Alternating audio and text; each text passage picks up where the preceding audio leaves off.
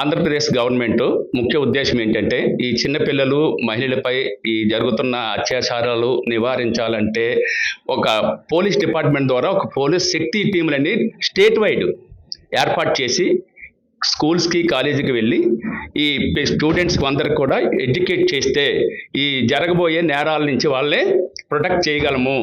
వాళ్ళకి మీరు వెళ్ళి కాలేజీకి వెళ్ళి అవేర్నెస్ చేయండి. అలాగే శక్తి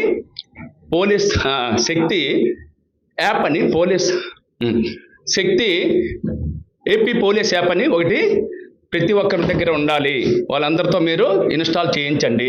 అవసరం అయినప్పుడు వాళ్ళ ఆపదలో ఉన్నప్పుడు ఆ యాప్ ద్వారా మనకి మెసేజ్ వస్తే వితిన్ 5 minutes or 7 minutesలో అటెండ్ అయ్యి వాళ్ళని మనం ప్రొటెక్ట్ చేయగలము.